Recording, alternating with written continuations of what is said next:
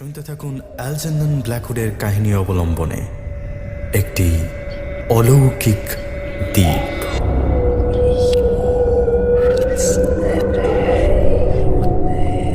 November মাস, শীত পড়তে শুরু করেছে। মামুলি পিকনিক টিকনিক বাদ দিয়ে যদি একটু নির্জনতায় বসে শীতের আমেজ উপভোগ করতে চান, তাহলে বাক্স পেঁটরা গুছিয়ে ঘুরে আসতে পারেন স্বচ্ছ জলের কানাডিয়ান লেকের উপরে কোনো জনশূন্য আইল্যান্ডে। সে আইল্যান্ডে কোনো মানুষ থাকে না। গোটা দ্বীপের বুক জুড়ে শুধু অসংখ্য মেপল গাছের সার, আর সেই মেপলের জঙ্গলের মাঝে মাত্র একটা জনশূন্য দোতলা কটেজ। সে দ্বীপে ঢোকার যে রাস্তা, তার উপরে সারাদিন গাছের মাথা থেকে লালচে সোনালি পাতা পড়ে যায়। চারিদিক ঘেরা জলের বুক থেকে উড়ে এসে জলো হাওয়া কটেজের জানলার সাদা পর্দা দুলিয়ে দিয়ে যায়। দাঁড়ান, এক্ষুনি সুটকেস বের করবেন না, আমরা এখনো ট্রাভেল কোম্পানি খুলিনি। সমস্ত নির্জনতা, সমস্ত একাকিত্বের বুকেই কিছুটা অন্ধকার থাকে। গাছ থেকে খসে যে পাতা মাটির উপরে এসে পড়ে, তার কি কোনো ছন্দ নেই? জলো হাওয়ায় যেভাবে পর্দা দোলে, তাতে কি ইশারা নেই কিছু? রাতে মেপলের বন থেকে যে খসখস শব্দ ভেসে আসে, তা কি কিছু বলতে চায় আমাদের? শুনুন, মন দিয়ে শুনুন প্রতিটা শব্দ। কিছু অর্থপূর্ণ, কিছু অর্থহীন, আবার কিছু সাংকেতিক। অ্যালজেনন ব্ল্যাকউডের কাহিনী আ হন্টেড আইল্যান্ড অবলম্বনে আমাদের আজকের গল্প একটি অলৌকিক দ্বীপ।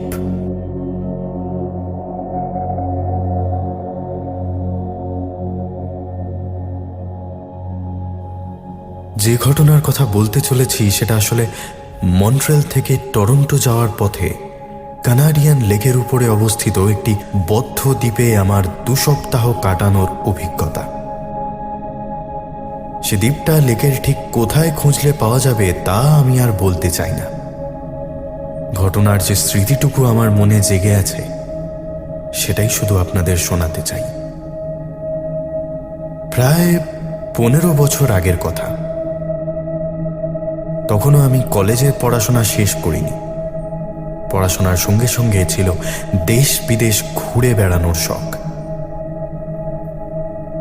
সে সময় এক অভিযাত্রী দলের সঙ্গে ভিড়ে কানাডা পাড়ি দিয়েছিলাম। আমাদের দলটা কানাডিয়ান লেকের উপর দিয়ে যেতে যেতে একটা ছোট দ্বীপের উপরে আশ্রয় নিয়েছিল। কথা ছিল একটা রাত সেখানে কাটিয়েই ভোর ভোর নাগাদ আবার যাত্রা শুরু করব আমরা।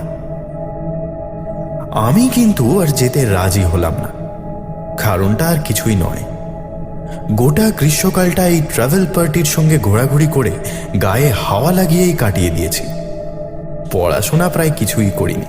ফলে যা হওয়ার, সিলেবাস জমতে জমতে একেবারে গলা অবধি পুজে এসে খোঁচা দিয়ে চলেছে ক্রমাগত। এখন কিছুদিন বই খাতা মেলে পড়াশোনা না করলেই নয়। এই আইল্যান্ডে এসে থেকেই খেয়াল করেছি আমাদের দলটাকে বাদ দিয়ে জায়গাটা ভীষণ নির্জন। চারিদিক জল দিয়ে ঘেরা, লোকজন খুব একটা যায় না এদিকে। তাছাড়া আইল্যান্ডের একেবারে মাঝ বরাবর একটা বেশ বড় সড়ো কাঠের কটেজ আছে। ব্যাস, সোনায় সোহাগা। আমি ঠিক করে নিলাম আগামী 1 সপ্তাহ ট্রাভেল পার্টির সঙ্গ ছেড়ে ওই কটেজে বসেই লেখাপড়ায় মন দেব। সেপ্টেম্বর প্রায় শেষ হয়ে শরৎ আসতে চলেছে। লেকের জলের দিকে তাকালে এখন ঝাঁক ঝাঁক ট্রাউট মাছ চোখে পড়ছে। লেকের ধার ঘেঁষে দাঁড়িয়ে থাকা মেপল গাছের পাতায় ঘন লাল আর সোনালি রং লাগতে শুরু করেছে। এই গোটা আইল্যান্ডের বুকে আছে বলতে একটা সার বাঁধা মেপল গাছের জঙ্গল, তার মাঝে একটা দোতলা কটেজ, একটা ডিঙি নৌকা আর গোটা কত কাঠ বিড়ালি। স্থানীয় এক চাষি সপ্তাহে একবার করে আসে এখানে, খাবার দাবার বিক্রি করে ফিরে যায়। আমার দলে যারা ছিল তারা যাবার আগে এক গাদা উপদেশ দিয়ে গেল আমাকে। এখানে রাতের দিকে উষ্ণতা নাকি শূন্যের নিচে নেমে যায়, ফলে সে সময় বাইরে বেরোলে ঠান্ডায় জমে যাওয়ার সম্ভাবনা আছে। তাছাড়া এখানে একদল স্থানীয় উপজাতির লোক নাকি বেশ বুনো জীবনযাপন করে। বিদেশি মানুষ দেখলে মাঝে মধ্যে আক্রমণ করে বসে। তাদের থেকে যতটা সম্ভব দূরে দূরে থাকাই ভালো। ওরা সবাই চলে যাওয়ার পরেই চারপাশ থেকে একটা অদ্ভুত একাকিত্ব এসে চেপে ধরল আমাকে। এই আইল্যান্ডের চারিদিকে ৬-৭ মাইল জুড়ে অন্য আইল্যান্ড নেই। কটেজের পিছন দিকে কয়েক কিলোমিটার সাঁতরে গেলে একটা জঙ্গল পড়ে বটে, কিন্তু সেই জঙ্গলের সীমারেখা যতদূর দেখা যায় তাতে জনবসতি চোখে পড়ে না। এত নির্জনতার মাঝেও আশ্চর্যের ব্যাপার হলো এই দ্বীপের পাথর আর গাছপালাদের ভীষণ জীবন্ত মনে হয়। দ্বীপটা একবার ঘুরে দেখতে গিয়ে মাঝে মাঝেই মনে হলো যেন পাথরগুলো আমার নাম ধরে ডেকে উঠছে। ব্যাপারটা হেসে উড়িয়ে দিলাম অবশ্য। কটেজের ভিতরে মোট ৬টা ছোট ছোট বেডরুম আছে, যেন একটা বড় ঘরকেই পাইন গাছের ছোট কাঠ দিয়ে আলাদা আলাদা করে রাখা হয়েছে। সবকটা ঘরেই একটা কাঠের খাট, একটা ম্যাট্রেস আর একটা করে চেয়ার দেখতে পেলাম।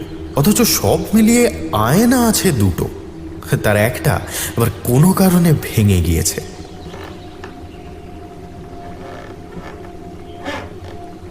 কটেজের মেঝে যেহেতু কাঠের তৈরি, তাই হাঁটাহাঁটি করতে গেলে মচমচ করে শব্দ হয়। তার উপরে এখানে আগে যারা থাকতো তাদের এত চিহ্ন ছড়িয়ে আছে যে কোনো ঘরে ঢোকার আগে মনে হয় ঘরে ঢুকলেই হয়তো কাউকে চোখে পড়বে। এই 6টা ঘরের মধ্যে দোতলার একটা ঘরের দরজা কিন্তু অনেক টানাটানি করেও খুলল না। কোনো কারণে কবজায় জং ধরে হয়তো আটকে গেছে সেটা। মনে হয় যেন ভিতর থেকে কেউ টেনে ধরে রেখেছে দরজাটাকে। অনেক বাছাবাছির পর শেষে দোতলার একটা ঘরেই ঠাঁই নিলাম। এই ঘরটা বারান্দার একেবারে পাশে, অন্যগুলোর তুলনায় অনেকটাই ছোট, তবে বিছানাটা বেশ বড়সড়। একতলার সিটিং রুমের একেবারে মাথার ওপরেই এই ঘরটা। জানলা দিয়ে তাকালেই সকালের সূর্যটা চোখে পড়বে। কটেজের সামনের লম্বা রাস্তাটা জলরেখার একেবারে প্রান্ত বরাবর শেষ হয়েছে। বোটে করে কেউ আইল্যান্ডে এলে সেখান দিয়েই উঠতে হয়। রাস্তা ছাড়া আইল্যান্ডের বেশিরভাগটাই মেপল গাছে ঢাকা। কটেজের একেবারে গা ঘেঁষে এমনভাবে গাছগুলো উঠে এসেছে যে হালকা হাওয়া দিলেও মনে হয় ঘরের ভিতরে তাদের পাতা ঢুকে আসবে। দিনের বাকিটা সময় তাঁবু থেকে জিনিসপত্র এনে এখানে গোছাতে গোছাতেই কেটে গেল। যেটুকু দিনের আলো পড়েছিল তাতে ছোট বোটটা নিয়ে দ্বীপের চারদিক একবার প্রদক্ষিণ করে এলাম। মাটিতে পা রাখতে আগের থেকে আরো নির্জন মনে হলো আইল্যান্ডটাকে। এতক্ষণে সূর্য ডুবে গেছে। কানাডার এই অঞ্চলে গোধূলি বলে কিছু হয় না। আকাশের বুক থেকে হঠাৎ করেই উবে যায় সূর্যটা। বোটটা জলের উপরে বেঁধে রেখে কটেজের সামনের রাস্তাটা ধরে এগিয়ে আসতে লাগলাম আমি। উপরে চোখ তুলে তাকিয়ে শোবার ঘরের বারান্দাটা চোখে পড়ল। যে 6টা ল্যাম্প বারান্দার উপরে জ্বালিয়ে গেছিলাম সেগুলো আগের মতোই জ্বলছে। তাদের খয়েরি উজ্জ্বল আলো একতলার কাঁচের জানলায় ক্ষীণ হয়ে এসে পড়েছে। সেই মৃদু আলো ছায়ার আঁকিবুকিতে মনে হলো একতলার বেডরুমের জানলায় যেন দাঁড়িয়ে আছে কেউ।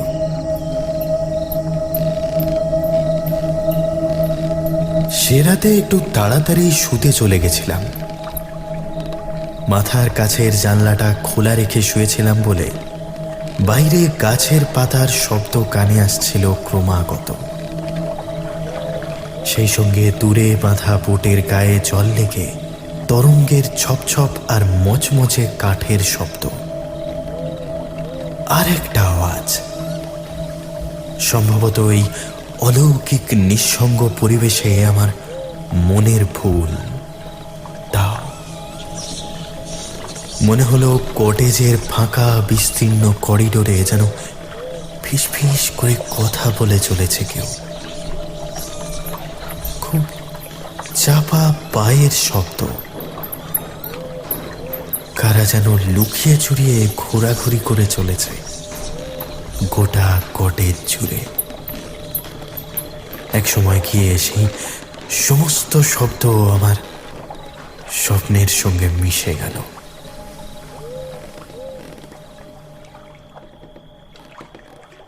একটা সপ্তাহ এমন করেই কাটল। ঠিক যেমন চেয়েছিলাম পড়াশোনা তেমন করেই এগিয়ে নিয়েছি কিছুটা। তবে 10 দিনের মাথায় একটা অদ্ভুত ঘটনা ঘটল। মাঝরাতে হঠাৎ করেই ভেঙে গেল ঘুমটা। ঘুম থেকে উঠেই কেমন একটা বিশ্রী অনুভূতি হলো। ঘরের চারদিকের বাতাস যেন আমার উপর ভিড় করে রয়েছে। অকারণেই কিরকম একটা ভয়ে এসে চেপে ধরল আমাকে। ঘরটার ভিতরে যেন কিছু একটা আছে, দেখতে পাচ্ছি না, অথচ আমার ষষ্ঠ ইন্দ্রিয় বারবার তার অস্তিত্ব জানান দিচ্ছে আমাকে। অস্বস্তিটা এত বেড়ে উঠল যে আমি শেষ পর্যন্ত ঘর থেকে বেরিয়ে নিচে নেমে রান্নাঘরে চলে এলাম এবং আমাকে অবাক করে দিয়ে ঘরটা ছেড়ে আসতেই ভয়টাও কমে গেল। সেদিন রাতটা একতলাতেই ঘুমিয়ে পড়লাম। পরদিন সকালে জলখাবার বানাতে বানাতে এই কটেজে কাটানো সমস্ত রাতগুলোর কথা মনে করলাম। ঠিক কিসের জন্য কাল রাতটা অতটা ভয় পেলাম সেটা কিন্তু কিছুতেই বুঝতে পারলাম না। মনে পড়ল একদিন রাতে এত জোরে হাওয়া দিচ্ছিল যে তাতে একতলার জানলার পাল্লাগুলো বেশ জোরে ধাক্কা খাচ্ছিল বারবার। আমি একতলায় নেমে এসে জানলা বন্ধ করতে গিয়ে দেখি জানলা বন্ধই আছে। আওয়াজটা কোথা থেকে আসছিল সেটা বুঝতে পারিনি অবশ্য, কিন্তু এর বাইরে তেমন কিছু তো ঘটেনি। তাহলে কাল রাতে অমন করছিল কেন মনটা?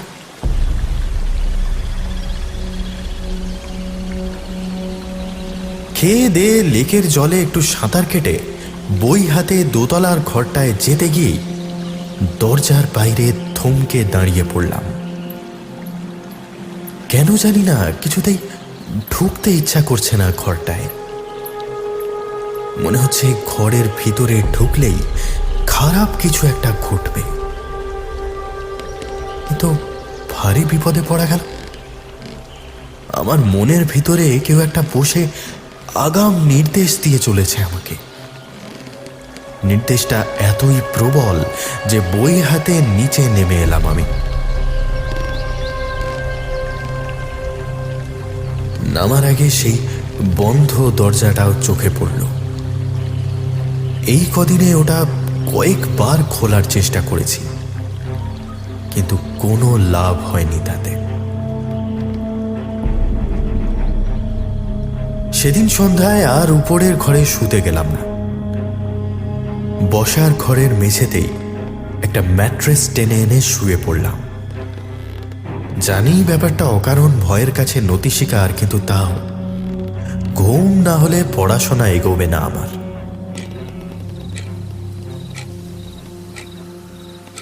রাত ঠিক 8টা নাগাদ খাওয়া দাওয়া সেরে বসার ঘরের চেয়ারে বসে বইতে মুখ দিলাম। খোলা জানলার বাইরে একবার চোখ মেলে তাকালাম। বাইরের গোটা আইল্যান্ডের উপরে শান্ত একটা রাত নেমে এসেছে।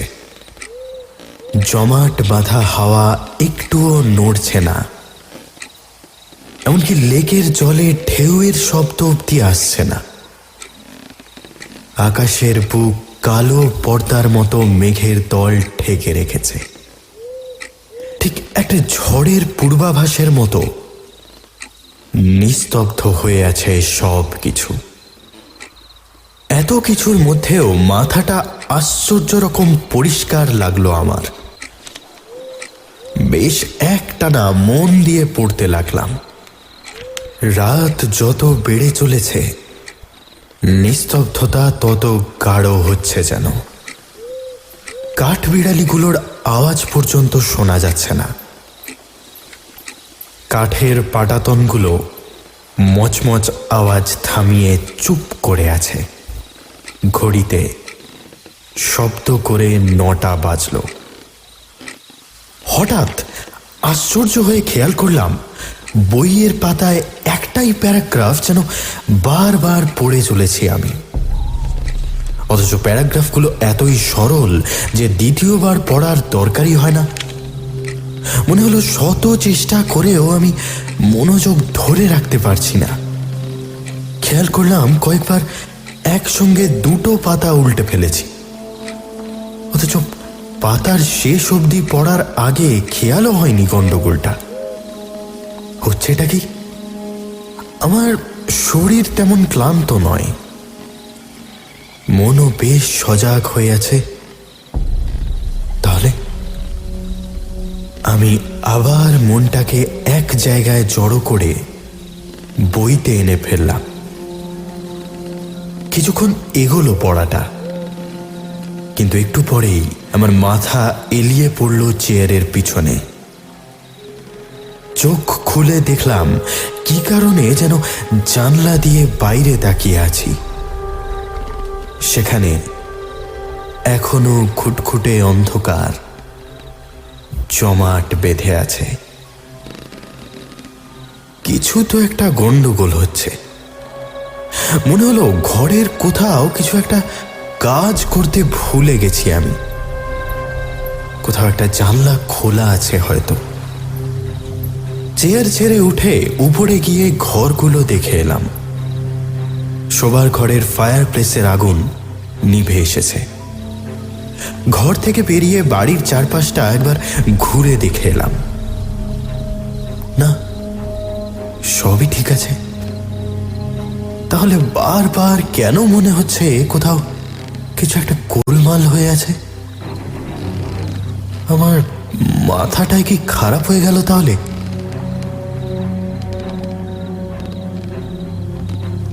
ব্যাপারটা জোর করে মাথা থেকে সরিয়ে ফেলে ঘরের চারিদিকে একবার চোখ বুলাতে গিয়ে মনে হলো ঘরটা হঠাৎ যেন বেশ কিছু পুরনো হয়ে গেছে। ঘরের দেওয়ালে আগের থেকে হলুদের পরিমাণটা বেড়ে উঠেছে। জানলা দিয়ে কি নতুন কোনো আলো আসছে তাহলে? ব্যাপারটা এত বেশি করে মনে হতে লাগলো যে আমি উঠে দাঁড়িয়ে জানলার কাছে মুখটা নিয়ে গিয়ে বাইরে তাকালাম। না, কেউ নেই। উপরের শোবার ঘরের বারান্দা থেকে ল্যাম্পের আলো বাইরে এসে পড়েছে। একই রকম একটা মানুষের ছায়া পড়ে আছে জানলার বাইরে। আর কোথাও কিচ্ছু নেই। রাস্তাটা পেরিয়ে বোটটা যেখানে বাঁধা আছে তার কাছাকাছি একটা সাদা বাতি স্তম্ভ আছে। লেকের জলের কিছুটা সেই আলোয় চোখে পড়ে। সেদিকে এক টানা তাকিয়ে থাকতে থাকতে আচমকাই চমকে উঠলাম আমি।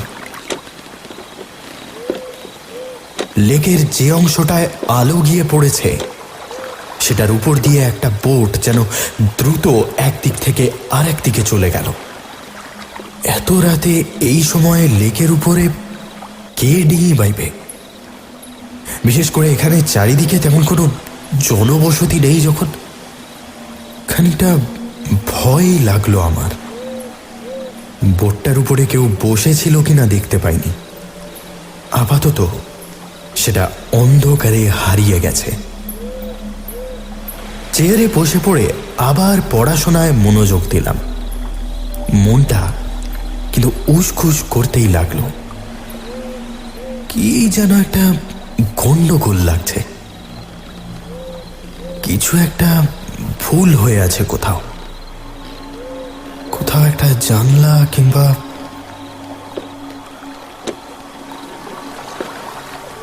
ঠিক এমন সময় জলের উপর থেকে একটা আওয়াজ ভেসে আসতে চোখ তুলে দেখলাম আবার একটা ডিঙি জলের উপর দিয়ে সরে যাচ্ছে।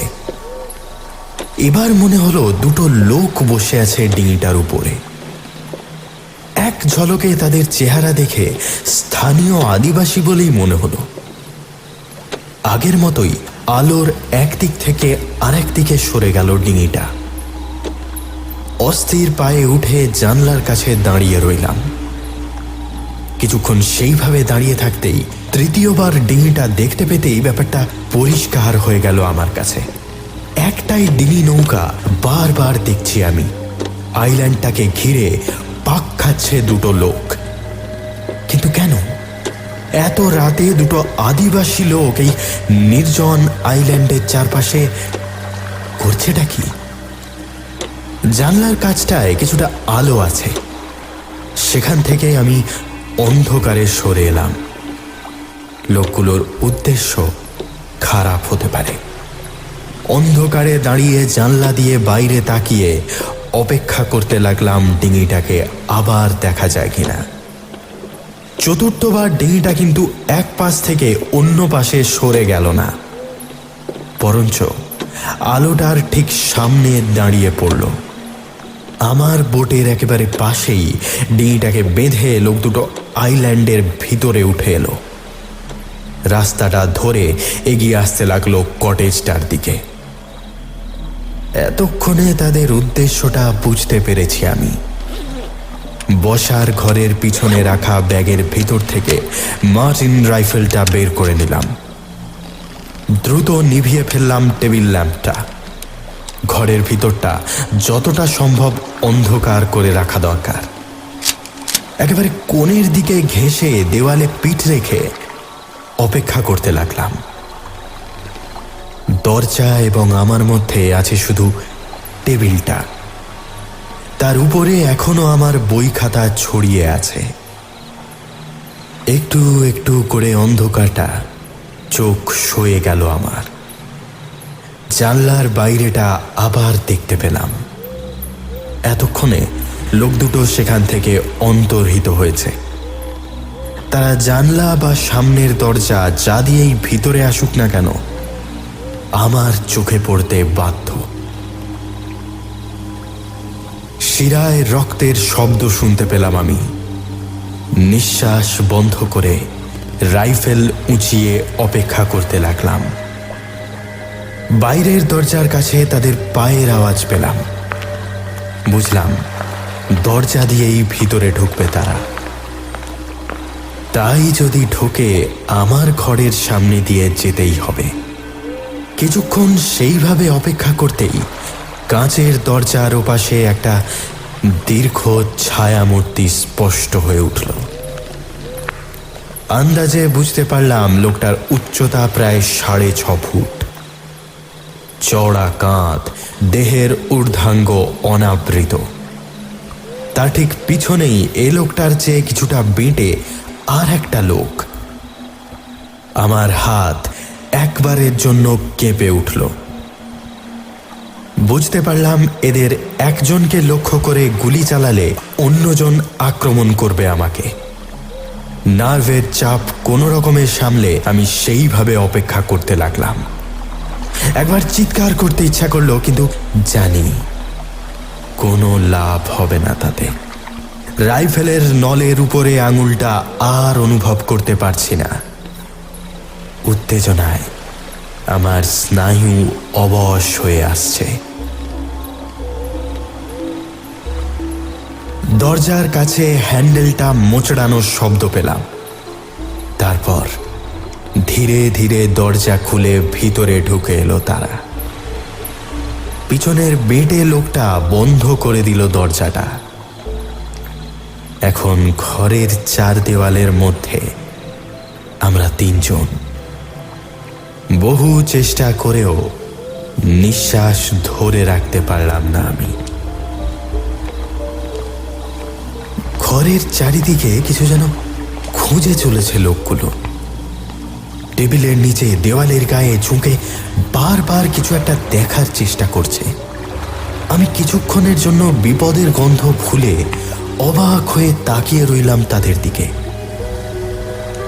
এত আতিপাতি করে খুঁজছেটা কি? ঘরের জিনিসপত্র চুরি বা লুট করার কোনো ইচ্ছা তো দেখছি না। বেশ কিছুক্ষণ সেইভাবে খোঁজাখুঁজির পর দুজনেই সোজা হয়ে উঠে দাঁড়ালো। কি যেন ভেবে বেটে লোকটা আচমকাই আঙুল তুলে উপরের দিকে দেখালো। লম্বা লোকটা সেই আঙুলের দিকে তাকিয়ে একবার ঘাড় নেড়ে কিছু বুঝে এগিয়ে গেল দরজার দিকে। এই ঘরটা ছাদের দিকে দেখিয়ে কি বোঝালো লোকটা? মুহূর্তে মনে পড়ে গেল উপরের শোবার ঘরটা, যে ঘরটায় থাকতে গেলেই একটা অস্বস্তি চেপে ধরছিল আমাকে। আমি অবাক হয়ে দেখলাম ঘরের ভিতর থেকে দুজন লোক একসঙ্গে বেরিয়ে উপরের সিঁড়ি দিয়ে উঠতে লাগলো। লোকগুলো যা খুঁজছে সেটা সম্ভবত ওই ঘরেই আছে। কি এমন জিনিস আছে ওখানে? আমার তো তেমন কিছুই চোখে পড়েনি। নিষ্পন্দ কয়েকটা মুহূর্ত কাটলো। আমি দেওয়ালের কাছ থেকে সরলাম না। লোকগুলো ঘর থেকে বেরিয়ে যেতে আমার হাতের স্নায়ুগুলো আবার সচল হয়ে উঠল। উপর থেকে একটা আওয়াজ শুনে বুঝলাম উপরের শোবার ঘরে কিছু একটা সরাচ্ছে তারা। কিন্তু বিছানা ছাড়া তেমন কোনো আসবাব তো নেই সেখানে। বিছানা সরালে আরো জোরে আওয়াজ হওয়ার কথা। কি সরাচ্ছে তাহলে? কিছুক্ষণ পরে আবার সিঁড়ির উপরে পায়ের আওয়াজ শুনতে পেলাম। এবার শুধু পায়ের আওয়াজ নয়, কিছু একটা যেন টেনে সিঁড়ির উপর ঘষতে ঘষতে নিচে নামিয়ে আনছে তারা। বাইরে ঝিরঝির করে বৃষ্টি শুরু হয়েছে এবার। আকাশের কোণে যে কালো মেঘটা ছিল সেটা এতক্ষণে ঝরে পড়তে শুরু করেছে। সেই সঙ্গে ভেসে আসছে মৃদু বাজ পড়ার শব্দ। ক্রমশ বেড়ে উঠছে বাজের দাপট। সাদা আলোর ঝলকে কয়েক সেকেন্ডের জন্য উদ্ভাসিত হয়ে উঠছে সমস্ত ঘরটা। আমি মনে মনে প্রমাদ গুনলাম। সিঁড়ির ল্যান্ডিংয়ের কাছে এসে ঘরের ভিতরে তাকিয়ে বিদ্যুতের আলোয় যদি আমাকে দেখতে পায় তারা, তাহলে ল্যান্ডিংয়ের একেবারে কাছে এগিয়ে এসেছে এখন পায়ের আওয়াজ। ঘরের ঠিক বাইরে দুজন লোককে আবার চোখে পড়ল আমার। হ্যাঁ, আগের মতোই কাঁচের দরজা ঠেলে ভিতরে ঢুকে এলো তারা। পিছনের বেটে লোকটার হাতে যে জিনিসটার একটা প্রান্ত ধরা আছে, সেটা যে ঠিক কি তা আন্দাজ করা সহজ না। একবার দেখে মনে হলো একটা বড় সিডার গাছের লগকে ঘরের ভিতরে টেনে এনেছে, কিংবা একটা অতিকায় ডানার মৃত পাখি। জিনিসটার আউটলাইনটা কিছুতেই বুঝতে পারলাম না। জিনিসটাকে সেইভাবে মাটিতে ঘষতে ঘষতেই আমার দিকে এগিয়ে এলো তারা। মনে হলো আমাকে যেন আগেই দেখতে পেয়েছে দুজন। এক পা এক পা করে এগিয়ে আসছে আমার দিকে। বাইরে ভীষণ জোরে একটা বাজ পড়ল। বুঝতে পারলাম এবার আবার ঘরটা আলোয় উদ্ভাসিত হয়ে উঠবে। আমার আর লুকানোর জায়গা নেই। সমস্ত শব্দ এখন এমনভাবে থেমে গেছে যেন পৃথিবী ফিরে গেছে সেই আদিম সময়ে, যখন সময়ের জন্মই হয়নি। আমি আন্দাজে লম্বা লোকটার কপাল লক্ষ্য করে বন্দুক তুলে ধরে সেকেন্ড গুনতে লাগলাম। 1, 2, বিভৎস সাদা আলো ঝলকে উঠল ঘরের ভিতরে, আর তাতেই এক পলকের জন্য আমার দৃষ্টি লোকটার কপাল থেকে সরে তাদের হাতে ধরা জিনিসটার উপর গিয়ে পড়ল। পাখি নয়, কাঠের লগ নয়, একটা বিদেশির মৃতদেহ। আমার হাত থেকে রাইফেল খসে পড়ল।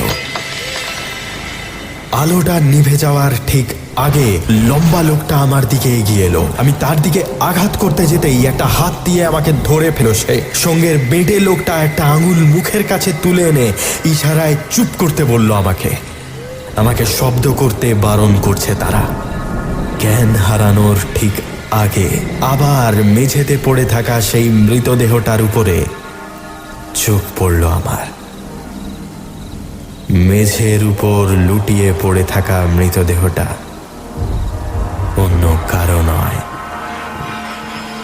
আমার নিজের।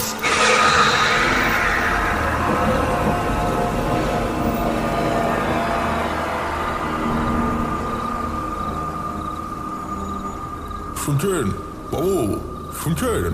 পরদিন সকালে একটা মানুষের গলার আওয়াজে ঘুম ভাঙে আমার। তখন হ্যাঁ বাবু, চোখ খুলে দেখি সেই চাষিটা এসে ডাকাডাকি করছে। সকালে খাবার বেচতে এসে বাইরের দরজাটা খোলা দেখে ভিতরে ঢুকে আমার খোঁজ করে এসে দেখে আমি মেঝের উপরে পড়ে আছি। একটু দূরেই মার্টিন রাইফেলটা পড়েছিল। আমি উঠে বসতে চাষিটা অবাক মুখে পরপর প্রশ্ন করতে থাকে আমাকে। আমি তার কোনোটার উত্তরই দিতে পারিনি। উঠে দাঁড়িয়ে চাষির সঙ্গেই সমস্ত কটেজটা ঘুরে দেখে আর কিছুই খুঁজে পাইনি। সেই কটেজে আর থাকার সাহস হয়নি আমার। পরের এক সপ্তাহ চাষিকে কিছুটা টাকা পয়সা দিয়ে তার বাড়িতেই কাটিয়ে দিয়েছিলাম। সেখান থেকে চলে আসার বছর 10 পর আর একবার সেই আইল্যান্ডে ফিরে গেছিলাম আমি। তখনও একই রকমভাবে দাঁড়িয়েছিল কটেজটা। তার ভিতরে আর একবার ঢুকে দেখার সাহস হয়নি আমার। সেদিন রাতে ঠিক কি ঘটেছিল তা আমি এখনো জানি না। দোতলার যে ঘরটা বন্ধ অবস্থায় ছিল সেটার ভিতরে ঠিক কি ছিল তাও আমার জানা নেই। তবে ইদানিং যখনই চুপ করে বসে সে রাতের কথা ভাবি, একটা মাত্র সম্ভাবনা আমার মাথায় উঁকি দেয়।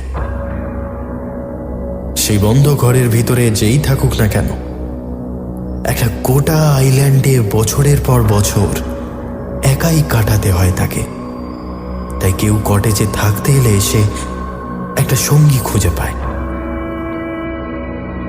কিন্তু আমাদের স্থূল ইন্দ্রিয়ের পক্ষে তার অস্তিত্ব অনুভব করা সম্ভব নয়। তাই আমাদের শরীর থেকে আত্মাকে আলাদা করে যোগাযোগ করতে চায় সে।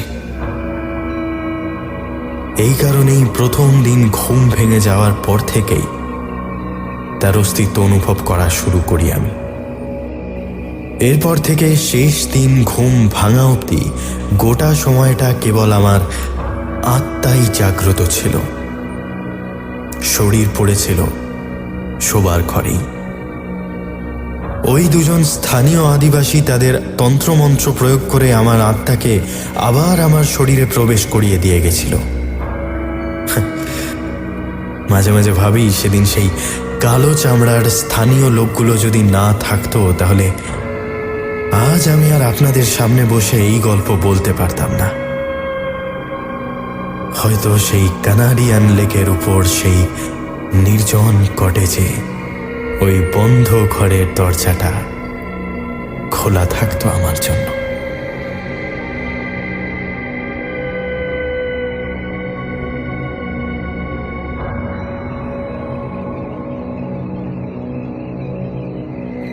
আচ্ছা বলুন তো, একটা হানাবাড়ির কোন ঘরে ভূত পাওয়ার সম্ভাবনা সব থেকে কম?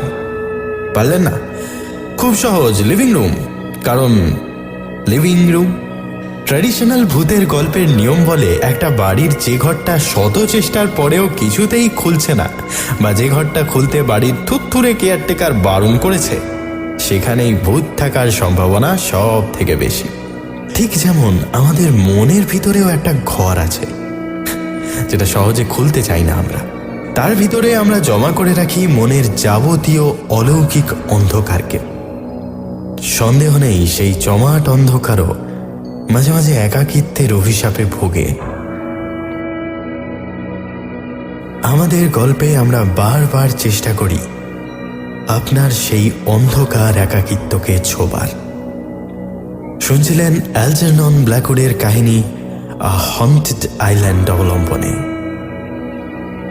একটি অলৌকিক দ্বীপ